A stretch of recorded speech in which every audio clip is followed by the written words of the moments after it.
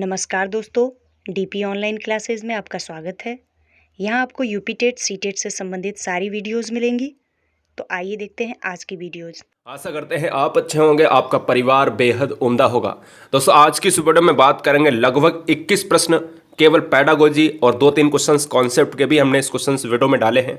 तो हर बहन हर भाई से यही कहना होगा कि वीडियो बहुत ही इंपॉर्टेंट है और स्कोर बहुत अच्छा जाएगा। ये बिल्कुल आप समझ कर रखिएगा, मजा आ जाएगा। जी हाँ, तो 21 प्रश्न बहुत ही सुपर फास्ट वीडियो में करेंगे बिना रुके, और अपना स्कोर मुझे कमेंट करें एग्जाम के पहले।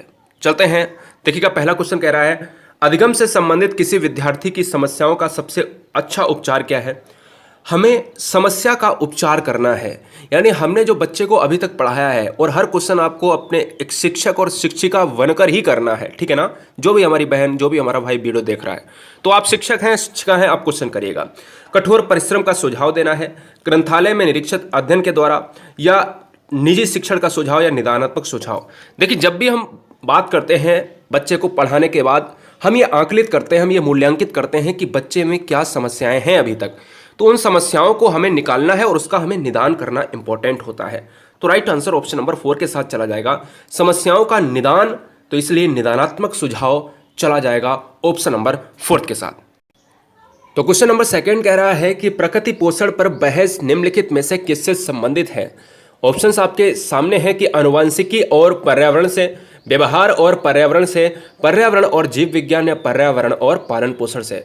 जब भी हम प्रकृति पोषण पर बहस होती है, विवाद होता है, ऐसे क्वेश्चंस भी बनते हैं, हमने पिछले दिनों आपको कराए भी हैं। 2 बच्चों ने इस तरीके का जो है कार्यक्रम कराया स्कूल में, है ना। तो कहीं ना कहीं उनमें जो बातचीत हो रही थी वो कहीं ना कहीं एनवायरनमेंट और हेरिडिटी के ऊपर थी, अनुवांशिकी और पर्यावरण से रिलेट करती है। अनुवांशिकों को हेरिडिटी कहते हैं और पर्यावरण को एनवायरनमेंट कहते हैं। पर्यावरण वो चीज़ें होती हैं जो आपने जन्म के बाद प्राप्त करी हैं, जैसे समाज से शिक्षा और विद्यालय से शिक्षा, परिवार से शिक्षा। अनुवांशिकी ये बताता है कि आपके मातृपक्ष और पितृपक्ष में जो गुण थे पूर्वज में, वो आपके शरीर में कैसे हैं, किस तरीके के हैं, आपका लंबाई, आपका कद, आपका काठी, आपका आंखों का रंग, बाल, है ना, ये सभी अनुवांशिकी यानी पूर्वजों पर आधारित होता है। तो राइट आंसर ऑप्शन नंबर 1 के साथ चला जाएगा। हर बहन हर भाई के लिए एक उद्देश्य है, आपका सिलेक्शन। राष्ट्र हित में हर बहन मेरी पढ़ेगी, हर मेरा भाई पढ़ेगा। चैनल को सब्सक्राइब इसलिए कर ले क्योंकि आगामी नोटिफिकेशन कभी मिस ना हो, जिससे हमारा उद्देश्य पूर्ण हो सके। मेरे लिए यहाँ पर गरीब और अमीर की बात नहीं, मेरे न तो कोई साइट है, ना ही मैं पेड कोर्सेज चलाता हूँ। ये एक बड़ा परिवार, लाखों बच्चों का भरोसा है। अगर हम भी सभी के जैसे हो जाएंगे तो फिर हम में और उनमें फ़र्क नहीं रह जाएगा, क्योंकि हर बच्चा नहीं पढ़ पाएगा, ठीक है। याद रखना, यहाँ पर कभी भी आपसे एक पैसा की डिमांड नहीं होगी, नहीं तो फ़र्क क्या रह जाएगा मेरे भाई। सब एक जैसे, सब भेड़ की चाल चलेंगे तो बिल्कुल गलत हो जाएगा सब कुछ। शिक्षा को बेचने का काम मैंने किया नहीं है, ना ही करेंगे। सुल्तान चिंपैंजी का परीक्षण किस मनोवैज्ञानिक ने किया है, उस सिद्धांत का नाम आपको बताना है। थॉर्नडाइक की बात करें तो अंतर्दृष्टि का सिद्धांत दिया था क्या? बिल्कुल नहीं। थॉर्नडाइक की बात करें क्या पुनर्वलन का सिद्धांत दिया था? बिल्कुल नहीं। कोहलर की बात करें तो अनुबंधन का सिद्धांत दिया था? बिल्कुल नहीं। लेकिन कोहलर की बात करें तो इनसाइट थ्योरी, अंतर्दृष्टि का सिद्धांत दिया था। ऑप्शन नंबर 3 के साथ चला जाएगा। देखिएगा, अगर अंतर्दृष्टि का सिद्धांत की बात करें तो आप कोहलर के साथ जाते हो। पुनर्वलन की सिद्धांत की अगर हम बात करें तो पुनर्वलन मैंने कहा था कि अगर आप हल चलाओगे तो क्लार्क हल, याद रखना, हल चलाओगे तो आप बल लगाओगे, ठीक है। खेत में हल चलाओगे तो आप बल लगाओगे। तो क्वेश्चन में ये आ सकता है पुनर्वलन का सिद्धांत या पुनर्वलन का जनक किसे कहा जाता है, तो हल को कहा जाता है। जो इसका राइट आंसर हो जाएगा इस क्वेश्चन का, वो तीसरा हो जाएगा। कोहलर का इनसाइट थ्योरी दिया है। अनुबंधन का सिद्धांत अगर हम बात करें, अनुबंधन के जनक तो हो जाएंगे मिस्टर पावलोव, ठीक है ना। तो राइट आंसर ऑप्शन नंबर 3 के साथ चला जाएगा। क्वेश्चन नंबर 4 की बात करेंगे, कई बार एग्जाम्स में हमने कराया भी है इस वीडियो में। अंतर्मुखी, बहिर्मुखी तथा उभयमुखी व्यक्तित्व का वर्गीकरण। अंतर्मुखी का मतलब होता है जो बच्चे अपने अंदर की बात किसी दूसरे को नहीं बताते हैं, इनके मित्र कम रहते हैं, इनकी समाज से ताल्लुकात बहुत दूरी होती है। बहिर्मुखी का उल्टा होता है, बहिर्मुखी में क्या होता है, मित्र ज़्यादा होते हैं, समाज से ताल्लुकात बहुत ज़्यादा होते हैं, जोड़े होते हैं, अपने अंदर की बात सभी को बता देते हैं, इसलिए मित्र ज़्यादा होते हैं, हंसमुख होते हैं। और ये अंतर्मुखी वाले बच्चे ये ज़्यादा हंसमुख नहीं होते हैं। उभयमुखी वाला वो होता है जो इसका 50% इसका 50% दोनों का यहाँ पर कॉमन होता है। ये सब दिया था युंग महोदय ने, इनको जुंग भी कहते हैं। फ़र्क इतना है युंग और जुंग में, इंग्लिश और हिंदी का जितना फ़र्क है, ठीक है। राइट आंसर ऑप्शन नंबर 2 के साथ चला जाएगा। क्वेश्चन नंबर 5 की बात करेंगे, डॉट डॉट के अनुसार इदम अहम या परा अहम, इड और ईगो और सुपर ईगो की बात कर रहा है गाइस यहाँ पर। तो यहाँ पर बताना है तीन घटक किसके हैं, वेंडूरा के हैं, युंग के हैं, फ्राइड के हैं, एडलर के हैं। जी हाँ, तो अगर गाइस बात करेंगे इस क्वेश्चन का right answer option number fried के साथ चला जाएगा। जी हाँ, फ्राइड ने चेतन, अचेतन और अर्धचेतन के बारे में भी बताया था, आप सभी जानते हो। मुझे कोई कमेंट करके बताएगा कि मनोविश्लेषणवाद के जनक किसे कहा जाता है। लक्ष्य निर्देशित व्यवहार में बाधा आना कहलाता है, लक्ष्य निर्देशित व्यवहार में बाधा आना कहलाता है संवेग, अभिप्रेरणा, कुंठा, आक्रामकता। देखिएगा, अगर हम बात करते हैं यहाँ पर बाधा, और बाधा की बात करें, संवेग की बात करें, इमोशंस की बात होती है, और इमोशंस जरूरी होते हैं, काम क्रोध की बात होती है ना, ये सभी क्या होते हैं, आपके इमोशंस होते हैं। अगर हम आपसे कहें अभिप्रेरणा, किसी लक्ष्य को प्राप्त करने के लिए दिया जाने वाला दूसरे के द्वारा अभिप्रेरणा होता है, मोटिवेशन होता है। और यहाँ पर अगर हम बात करें बाधा की बात होती है आक्रामकता और कुंठा। तो राइट आंसर क्या हो जाएगा, कुंठा हो जाएगा। कुंठा एक ऐसा वर्ड है जो आपको बहुत ही नीचे की तरफ ले जाएगा, ठीक है ना। एक है तो निगेटिव आंसर आक्रामकता भी, लेकिन क्वेश्चन जो सीटेट एग्जाम्स में आया था वो राइट आंसर ऑप्शन नंबर 3 को मारा गया था, इसलिए क्वेश्चन का आंसर अब की बार जब रिपीट हो तो बदलना नहीं है। क्वेश्चन नंबर 7 की बात करेंगे। आधार आयु निम्नलिखित में से किसके मापन से संबंधित है। आधार आयु, रुचि, व्यक्तित्व, बुद्धि, अवधान। यहाँ से मैं 4 क्वेश्चन बहुत तेजी से फिर से मैं जो पुराने बच्चे हैं वो जानते होंगे, जो नए बच्चे हैं उन सभी को सैल्यूट है। देखिएगा, भरोसा करना बहुत इंपॉर्टेंट है, और टीचर पर भरोसा करना, और आप खुद ही स्वयं में टीचर हैं। हाँ जी, भरोसा तो आप जीत ही लेंगे, मैं आपका दिल जीत लूंगा, ठीक है ना। जी हाँ, अब याद रखिएगा, क्वेश्चन नंबर 7 करिएगा। पहले क्वेश्चन नंबर 7 करिएगा, आधार आयु, राइट आंसर ऑप्शन नंबर 3 हो जाएगा। अब देखो, क्वेश्चन नंबर 4 में बता रहा हूँ, 4 क्वेश्चन बता रहा हूँ कि आयु के आधार पर अगर हम बात करें, 1885 में सबसे पहले बुद्धि का प्रयोग गाल्टन साहब ने करा था शब्द का। और इसके अलावा अगर एक और क्वेश्चन बताएं कि आईक्यू की बात आए तो आईक्यू के जनक कौन है, तो दोस्तों आईक्यू के जनक बच्चों ने बहुत गलत करा है, स्टर्न हो जाएगा। लेकिन मापन, एक वर्ड लग जाता है, आईक्यू मापन के जनक कौन है, तो टर्मेन हो जाएंगे। ये फर्क समझना। और आईक्यू बराबर सूत्र भी बहुत इंपॉर्टेंट है, तो याद रखना, इस बार आ सकता है मानसिक आयु बटे वास्तविक आयु, ये स्टर्न ने दिया था, इसमें 100 लग जाता है, तो ये सूत्र होता है जिससे आप आईक्यू निकालते हो, ये टर्मेन ने दिया था। तो फिलहाल ऑप्शन नंबर 3 के साथ चला जाएगा। क्वेश्चन नंबर 8 की बात करेंगे। सीखने में पलायन आधारित है, सीखने में पलायन आधारित है सकारात्मक पुनर्वलन पर, नकारात्मक पुनर्वलन पर, विलंबित पुनर्वलन पर, या फिर पुनर्वलन की निष्क्रियता पर। ध्यान दीजिएगा, अच्छी तरीके से इस क्वेश्चन को करिएगा। जब हम ये कहते हैं कि सीखने में पलायन वर्ड अगर आप समझ गए कि ये पॉजिटिव है या निगेटिव है, तो आप क्वेश्चन को आसानी से कर ले जाओगे। देखो, जैसा अगर पॉजिटिव निकले तो पॉजिटिव आंसर लगा देना है, निगेटिव निकले तो निगेटिव। अच्छा, एक छात्र को आप पढ़ा रहे हो और वो छात्र भाग जाता है विद्यालय से, और छात्र भाग जाता है तो क्या होगा, वो निगेटिव बात है। क्यों? क्योंकि वो तुम में कमी है, शिक्षक में कमी है। शिक्षक में क्या कमी है? बच्चा भागता है इसलिए क्योंकि शिक्षक उसको दंड देता है। बस केवल एक रीजन है, एक ही रीजन है, इसका कोई मात्र दूसरा रीजन नहीं है। शिक्षक दंड देता है तभी बच्चा भागता है, वरना अगर शिक्षक आदर्श रूप से मित्रवत व्यवहार करता तो बच्चा जान हाजिर कर देता, बच्चा वही सीखता जो तुमको सिखाता, ठीक है ना। हाँ, जो तुम उसको सिखाते। तो राइट आंसर यहाँ पर नकारात्मक हो जाएगा। पलायन का मतलब होता है यहाँ पर निगेटिव बात, ऑप्शन नंबर 2। याद रखना मेरे भाई कि हमेशा बच्चे को केंद्र में रखकर शिक्षा देनी है और उसी हिसाब से आंसर्स लगाने हैं। कभी ना दंड देना है, कभी ना निगेटिव बात करनी है और क्वेश्चंस करते समय। तो इसलिए परीक्षा हाल में एक मूल मंत्र आपको बताते हैं कि परीक्षा हाल में क्वेश्चन को करते समय हमेशा बच्चे को सर्वोपरि रखना है, ठीक है। कभी भी ऐसे क्वेश्चंस में बात नहीं होनी चाहिए जिसमें कंडीशंस की बात हो, निगेटिव आंसर्स की बात हो। क्वेश्चन नंबर 9, प्राथमिक स्कूल की कक्षाओं के संदर्भ में सक्रिय भागीदारी से क्या मतलब है। सक्रिय भागीदारी समझ रहे हो क्या? सक्रिय भागीदारी का मतलब होता है अग्रोन्मुख। अग्रोन्मुख का मतलब होता है आगे आकर चीजों को सीखना या पूछना, ठीक है। स्मरण करना, वापस बुलाना और पढ़ना, अपने शिक्षक का अनुकरण करना और नकल करना, पूछना, प्रश्न करना और बहस करना, या शिक्षक द्वारा दिए गए उत्तर का अनुकरण करना।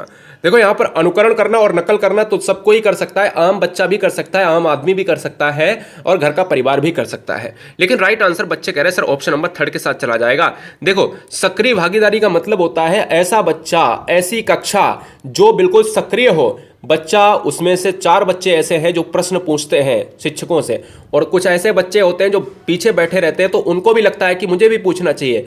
फिर क्या होता है, थोड़े दिन में फर्क आता है, कक्षा में सभी बच्चे आगे आते हैं और वो होती है सक्रिय भागीदारी।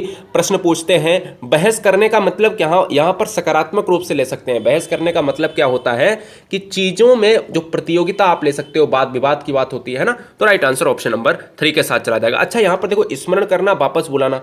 स्मरण करना एक रटने की बात होती है, निगेटिव बात होती है, इसलिए याद नकल करना तो ये कटी गया, तो इसलिए राइट आंसर सबसे बेस्ट क्या है, 3rd हो जाएगा। क्वेश्चन नंबर 10 की बात करेंगे।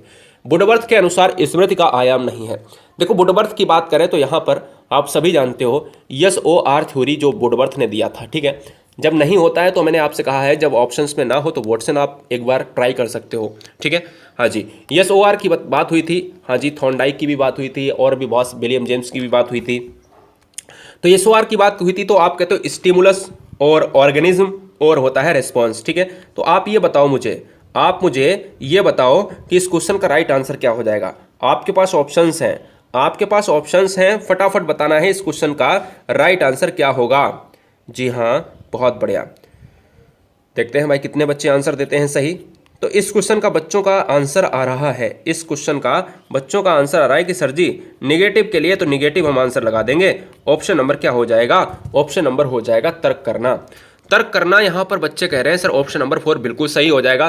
धारण, पुनः स्मरण करना, पहचानना, ये सभी बुद्धि से रिलेटेड जो चीजें आपने, स्मृति, ये क्या है, स्मृति से रिलेटेड है, आपके मेमोरी से रिलेटेड है। धारण करना, किसी चीज को आपने देखा है तो उसको धारण किया, मतलब आपके अपने दिमाग में सेट करा मेंटल स्तर पर। और पुनः स्मरण करना, पुनः स्मरण करने का मतलब होता है कि चीज़ों को अगर आप भूल गए तो कोशिश करते हो, दिमाग पर जोर डालते हो कि आप उसको याद कर लेते हो। और पहचानना का मतलब होता है चीज़ अगर सामने आई, मेले में सोनू मिला था तो अगर 10 साल बाद सोनू मिलेगा तो मैं पहचान लूंगा कि हाँ ये सोनू है, ठीक है। राइट आंसर ऑप्शन नंबर 4 हो जाएगा। क्वेश्चन नंबर 11 की बात करेंगे। क्वेश्चन नंबर 11 की बात करेंगे गाइस, क्या हो जाएगा क्वेश्चन नंबर 11 बताएंगे फटाफट।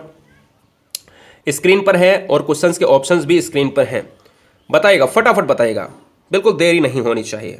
जी हाँ, तो अगर हम बात करें मनोवैज्ञानिक रॉबर्ट वुडवर्थ ने, हाँ जी, बहुत अच्छे SOR की बात करी थी, बच्चे बहुत परेशान हैं। मैं एक बार और बता देता हूँ, SR स्टिमुलस और रिस्पॉन्स की बात करें तो हम कहते हैं SR बॉन्ड दिया था थॉर्नडाइक ने।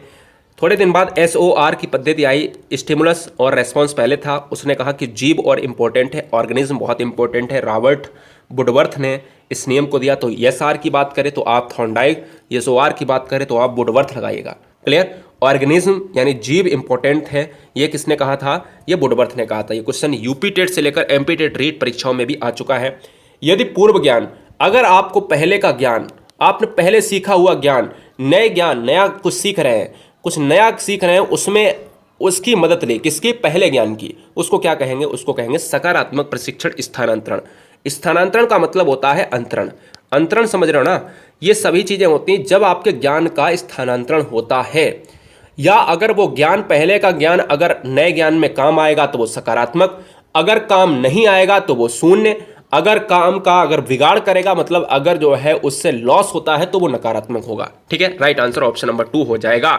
जैसे अगर साइकिल का ज्ञान, साइकिल चलाई थी स्टार्टिंग में और उसका ज्ञान की बात करें, मोटरसाइकिल में आपने काम कर लिया तो आप कहते हो ये धनात्मक हो जाएगा, सकारात्मक हो जाएगा, और आप ये भी कह सकते हो ये उर्दू में चला जाएगा, ठीक है। जी हाँ, अगर क्वेश्चन नंबर नेक्स्ट की बात करेंगे, 12 कह रहा है बाल मनोविज्ञान का क्षेत्र है, तो बच्चा क्वेश्चन उठा देगा, धुआं धुआं कर देगा। बाल मनोविज्ञान का क्षेत्र है केवल शैशवावस्था की विशेषताओं का अध्ययन, धुआं धुआं करिएगा। अब देखो, वीडियो को छोड़ के तो सब भाग जाते हैं, लेकिन डिपेंड ये करता है कि वीडियो को अपने आप से धोखा तो नहीं किया, किताबों को अपने आप से धोखा नहीं किया। लोग कहते हैं कि मेरा सिलेक्शन नहीं हुआ, लेकिन किताबें लोग खरीद लेते हैं, सारे स्टूडेंट खरीद लेते हैं। मैंने भी बहुत सारे एग्जामों में किया था, लेकिन हमने अपने आप से जब फेल हुआ उस चीज़ से, तो मैंने ये सीखा कि मैंने खुद नहीं प्रैक्टिस सेट को लगाया था, ठीक है। इसलिए वीडियोस को मैं डिस्क्रिप्शन में कराता हूँ, उनको देखिए, आप खुद से धोखा नहीं करना है और प्रैक्टिस सेट को पूरा ख़त्म करिए, जो काम करिए पूरा ख़त्म करिए। देखिए रात में सोते समय कितनी अच्छी नींद आती है। Question number 12, right answer option number 4। गर्भावस्था से किशोरावस्था की विशेषताओं का अध्ययन होता है, बिल्कुल बहुत अच्छे। तो राइट आंसर ऑप्शन नंबर 4 के साथ चला जाएगा, इसमें तो कोई भी ज़्यादा बात है ही नहीं। अभिक्रमायोजित अधिगम का प्रत्यय किसने दिया था, अभिक्रमायोजित, ये क्वेश्चन आपके लिए नया रहेगा और क्वेश्चंस बहुत इंपॉर्टेंट है। देखिएगा, जब भी हम बात करते हैं, हमने कहा कि आपसे कि अंतर्दृष्टि का सिद्धांत दिया था आपके मिस्टर कोहलर ने, चिंपैंजी पर प्रयोग किया था, सुल्तान था और 6 चिंपैंजी थे, अपना गेस्टाल्टवादी था, ठीक है ना। जी हाँ। अगर हम बात करते हैं क्रिया प्रसूत, तो आप कहते हो स्किनर साहब। आर टाइप की थ्योरी दी थी और अमेरिका के मनोवैज्ञानिक थे। पावलोव की बात करते तो आप कहते हो सर कुत्ते पर प्रयोग किया था और शास्त्रीय अनुबंधन का प्रयोग हुआ था। ऐसे ही यहाँ पर स्किनर की बात आती है तो राइट आंसर ऑप्शन नंबर अवि यानी 3 के साथ चला जाएगा। अविक्रमयोजित अधिगम का प्रत्यय भी स्किनर ने दिया था। आर टाइप का वॉन्ड दिया था।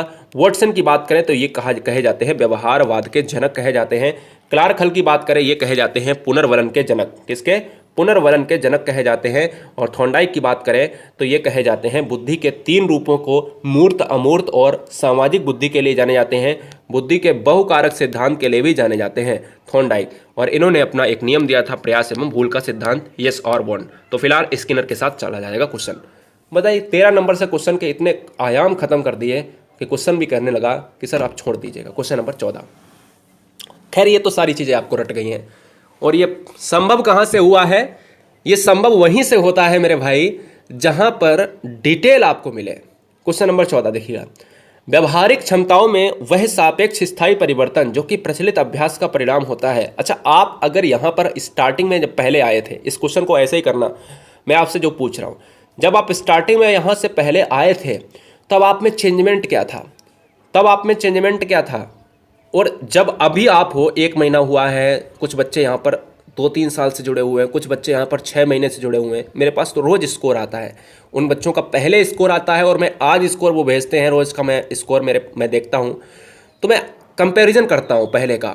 जहाँ पर 30 क्वेश्चंस में उनके आते थे 10 या 12 क्वेश्चंस आते थे, आज वो आसानी से 22 से 25 के बीच में कर ले जाते हैं।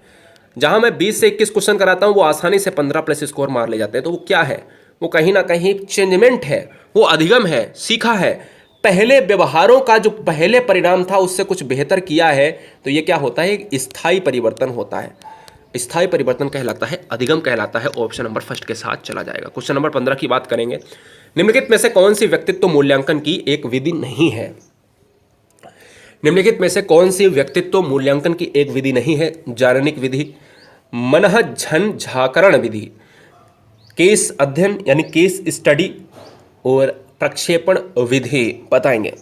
इस क्वेश्चन का राइट आंसर बच्चे कह रहे हैं सर ऑप्शन नंबर 2 के साथ चला जाएगा, क्योंकि हमने ये ऐसी विधि का नाम नहीं सुना है। बिल्कुल आपने सही बात। हम प्रक्षेपण विधि का प्रयोग करते हैं। हम कहते हैं सर टीएटी की बात करते हैं, सीएटी की बात करते हैं, थियोमेटिक अपरसेप्शन टेस्ट बोले तो प्रासंगिक अंतर्बोध परीक्षण मुर्रे एवं मार्गन ने दिया था। सीएटी की बात करते हैं, चाइल्ड अपरसेप्शन टेस्ट की बात करते हैं तो कहते हैं लियोपोल्ड बेलक ने दिया था। आंसर हो जाएगा ऑप्शन नंबर 2 के साथ। क्वेश्चन नंबर 16 कहेंगे। देखिएगा क्या क्वेश्चन है, आपके दिमाग को चेक करेगा। यदि कोई विद्यार्थी आपका सम्मान नहीं करता है तो फिर आप क्या करेंगे? आप कंटाप पे जड़ देंगे, है ना, उठा के फेंक देंगे और या टांग देंगे ऊपर। बताओ, उसकी अपेक्षा करेंगे, परीक्षा में कम अंक देंगे, उसके अभिभावक से बात करेंगे या फिर उसे डांटेंगे? तो अपन लोग होते हैं तो अपन लोग जाएंगे, जब नियुक्ति मिल जाएगी तो भाई हो सकता है कंटाप पे मार दें, लेकिन परीक्षा में मत मारना मेरे भाई। मैं तो कंटाप पे वही बात दोबारा कहूँगा कि कॉपी चेक करने वाला या फिर मशीन चेक करने वाला जो भी किसी तरीके से आपका सिलेक्शन होता है, वहाँ पर कंटाप जड़ जाएगा आपके खुद। तो राइट आंसर ऑप्शन नंबर चला जाएगा 3 के साथ। उसके अभिभावक से बात करेंगे और कभी भी बच्चे को दंड नहीं देना, मैंने कहा। राइट आंसर ऑप्शन नंबर 3 के साथ चला जाएगा।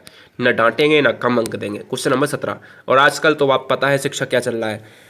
अगर आपने देखा होगा BA BSc में पहले क्या होता था, आज भी होता होगा, कि अपन के ज़माने की बात बता रहा हूँ और हम कोई बहुत ही ज़्यादा बैक ईयर के नहीं हैं, ठीक है ना। तो अगर हम बताते हैं थोड़े दिन पहले की बात है, तो क्या होता था कि भाई किसी स्कूल में आप पढ़ते थे, किसी विश्वविद्यालय में या महाविद्यालय में जहाँ पर पढ़ते थे, तो कहते हैं अगर उस टीचर से आपने ट्यूशन नहीं पढ़ी है तो वो कम अंक देगा। तो समझ रहे, यहाँ पर यही होता था। मतलब उस टीचर से, आप केमिस्ट्री वाले टीचर से, आप फिजिक्स वाले टीचर से आप अगर पढ़ोगे नहीं तो वो भाई कम नंबर देगा। इसलिए बच्चे डर की वजह से पढ़ते थे, चाहे उनको आए कुछ ना आए, लेकिन पढ़ने जाते थे। क्वेश्चन नंबर 17 की बात करेंगे। शिक्षण का सत्तावादी सिद्धांत यानी सत्तावादी स्तर कौन सा है? जब भी आपसे कहे शिक्षण का वर्तमान में स्तर क्या है, किस तरीके से शिक्षण होनी चाहिए, तो उसमें हम छात्र केंद्रित लगाते थे। बच्चों का आंसर गलत आ रहा है मेरे भाई, क्वेश्चन को पढ़ा करिएगा। सत्तावादी सिद्धांत पूछ रहा है आपसे, शिक्षक केंद्रित हो जाएगा। यहां पर छात्र केंद्रित नहीं, छात्र केंद्रित तो वर्तमान में कक्षाएं चल रही हैं। यानी अगर आपसे पूछे एनसीएफ 2005 नेशनल कैरिकुलम फ्रेमवर्क क्या कहता है, कैसी कक्षाएं होनी चाहिए, तो छात्र केंद्रित होनी चाहिए। लेकिन सत्तावादी स्तर लगा है मेरे भाई। सत्तावादी में क्या होता है, आप शिक्षक को यहां पर केंद्रित करते हैं, शिक्षक सर्वे सर्वा होता है। ठीक है, बच्चा सुनेगा, शिक्षक बोलेगा। Right answer option number first के साथ। इन क्वेश्चंस को नजरअंदाज मत करो चीजों को। ठीक है, चलते हैं क्वेश्चन नंबर नेक्स्ट पर।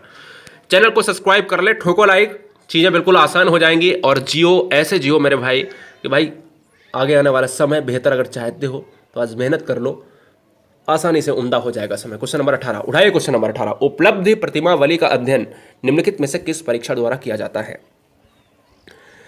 बात करिएगा क्वेश्चन नंबर 18 की, रोसार्क परीक्षण, इसको आईवीटी बोलते हैं, इंक ब्लॉक टेस्ट, टीएटी बोले तो थीमेटिक अपरसेप्शन टेस्ट, वाक्य पूर्ति परीक्षण, एससीटी बोले तो सेंटेंस कंप्लीट टेस्ट, और ड्रामैन टेस्ट।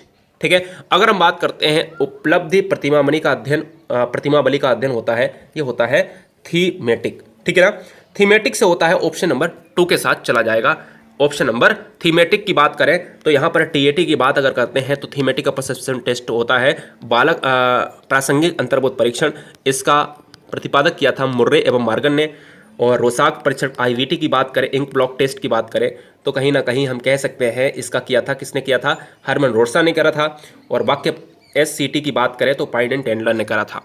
फिलहाल एक और बचता है सीएटी का होता है, तो सीएटी का लियोपोल्ड बेलक ने किया था। ठीक है ना, क्वेश्चन नंबर 19 की बात करेंगे।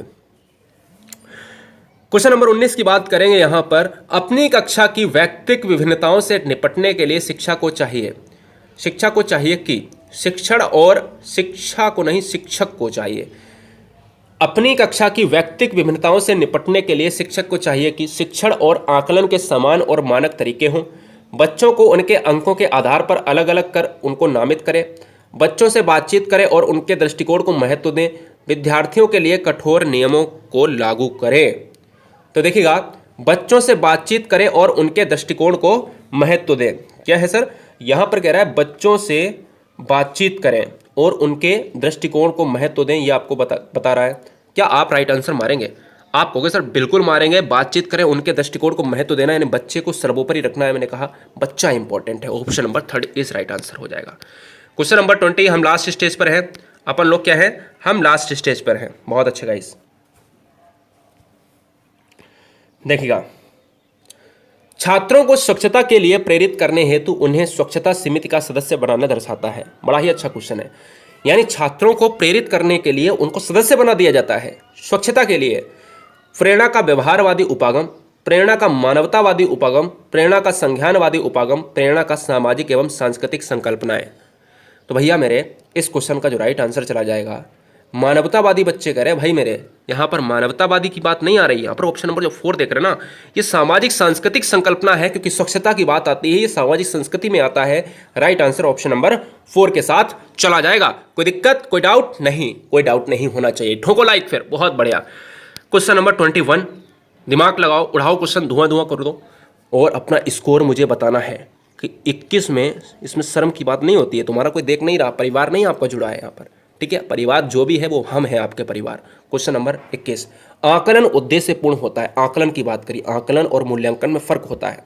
आकलन आप ऊपरी तरीके से आंकते हो चीज़ों को, इससे विद्यार्थियों में भय और तनाव का संचार होता है। इससे विद्यार्थियों को और शिक्षकों को प्रतिपुष्टि यानी फीडबैक इंग्लिश में बोले तो प्राप्त होता है। यह केवल एक वर्ष के अंत में हो, कंडीशन से काट दो, केवल की बात कर रहा है। विद्यार्थियों की उपलब्धि में अंतर करने के लिए अंतर नहीं किया जाता है, जैसे हीन भावना आती है, वो बच्चा होशियार है, वो बच्चा कम नंबर ला रहा, ये हो गया गलत, ये हो गया। तनाव एक निगेटिव पॉइंट है। आंसर क्या हो गया? Option number 2। इससे विद्यार्थियों और शिक्षकों को फीडबैक प्राप्त होता है। राइट आंसर क्या हो जाता है? ऑप्शन नंबर 2 के साथ चला जाएगा। दोस्तों ऐसे ही हमारे और वीडियोस देखने के लिए हमारे चैनल को लाइक करें, सब्सक्राइब करें